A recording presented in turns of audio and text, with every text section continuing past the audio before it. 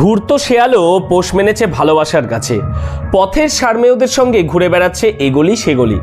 কথাতেই আছে বনের পশুদের মধ্যে সবচেয়ে সেরা শেয়াল। তাই পোষ মানানো তো দূরে থাক, বশ্যতাও স্বীকার করে না কারো। গহন জঙ্গলে, তাও আবার রাত হলে তবেই সন্ধান মেলে তাদের।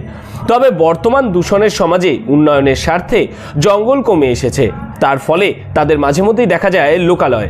তবে নদীয়ার ভালোবাসার কাছে হার মেনেছে শেয়ালও। শেয়ালকে পোষ মানিয়েছে মানুষ।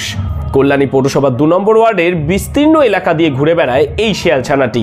বছর খানিক ধরে তো দেখা যাচ্ছে, তাও এখানে আমাদের সঙ্গেই থাকে, কুকুরের সঙ্গেও থাকে, সবার সঙ্গেই থাকে। থাকার পরে খাবার আমরা দিই সবাই, ও খেয়ে খেয়ে এখন বেঁচে আছে এখানে, সবার সঙ্গে ওর বন্ধু হয়ে গেছে। চিরশত্রু কুকুরের সঙ্গেই ছোটবেলা থেকে খেলাধুলো করে বড় হয়েছে শেয়ালের বাচ্চাটি। গ্রাম বাংলার এখন শেয়ালের আনাগোনা দিন দিন বিলুপ্তির পথে।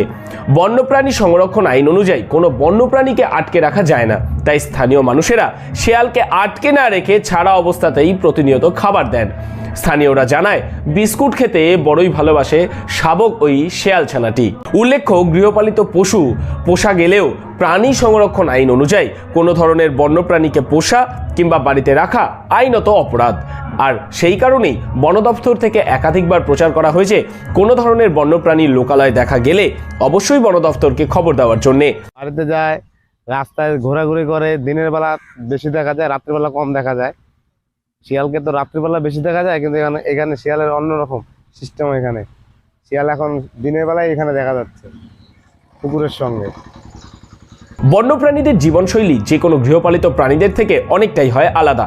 তার ফলেই তারা বনেই সুরক্ষিত এবং সুস্থ ও স্বাভাবিকভাবেই বাঁচতে পারে। সেই কারণেই প্রশাসনিক কথা মাথায় রেখেই ওই শেয়ালটিকে লোকালয় মানুষের কাছাকাছি গেলেও কেউ তাকে বেঁধে রাখে না, নিজের বাড়িতে আটকেও রাখে না। শেয়ালটি নিজের আপন খেয়ালেই অন্যান্য গৃহপালিত পশুদের সঙ্গেই সময় মতো এসে আবার নিজের মতোই চলে যায় তার পছন্দের জঙ্গলে। এমনটাই জানা যাচ্ছে বন দপ্তর সূত্র মারফত। নদিয়া থেকে মৈনাক দেবনাথের রিপোর্ট, লোকাল 18 বাংলা।